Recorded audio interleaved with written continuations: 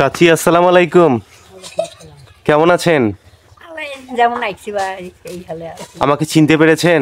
আরো দিন আসছিলেন তো। আমি আসছিলাম আপনার কাছে। হ্যাঁ আমি সেদিন কিছু দিতে পারিনি আপনাকে। হ্যাঁ এই আমি এসেছিলাম আপনার কাছে একদিন, হ্যাঁ হ্যাঁ এসে দেখে গিয়েছিলাম। হ্যাঁ তো আপনার কষ্টের কথা আমি শুনেছিলাম। আপনার ছেলেরা আপনাকে কেউ ভাত দেয় না, না না কেউ দেখাশোনা করে না। মানুষ একটু যতক্ষণে দিয়ে যায় ততক্ষণে আপনি খান, হ্যাঁ আমি শুনেছি। আর আপনার এই যে এই ঘরটা, এটাও আমি দেখেছিলাম। এই ঘরে হচ্ছে পানি পড়ে, কিছু নাই বাবা, বৃষ্টির দিনে পানি পড়ে, এটাও আমি দেখেছি। শীত বাবা, আর খুব ঠান্ডা এই ঘরে আপনার।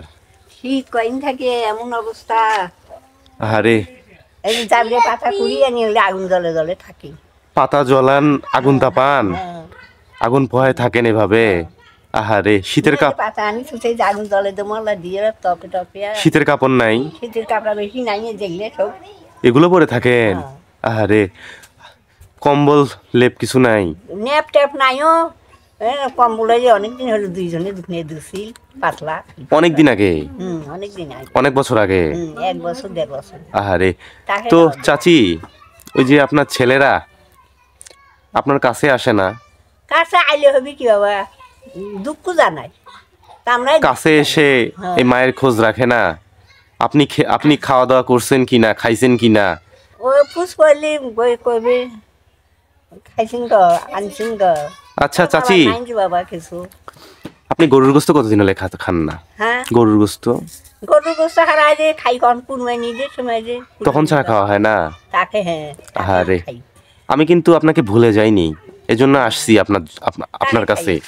তো আমার সেই রকম সামর্থ্য নাই, বুঝছেন চাচি? হুম, আমার সেই রকম সামর্থ্য নাই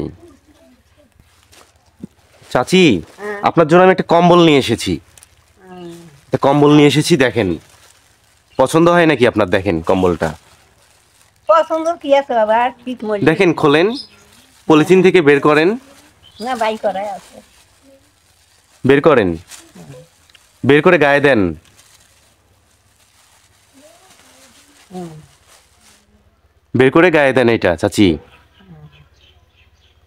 ভালো আছে। গায়ে দেন আপনি। এটা মোটা আছে আছে মোটা আছে, এখন ভাবে মোটাই আছে। চাচি।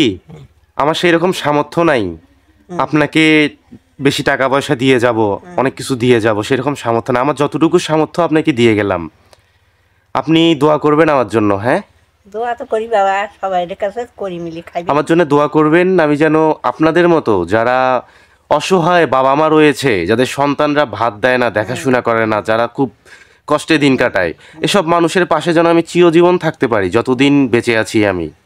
আপনি আমার জন্য দোয়া করিয়েন। হ্যাঁ, আচ্ছা ভালো থাকবেন আপনি। হ্যাঁ। আসি, আসসালামু আলাইকুম। তোরা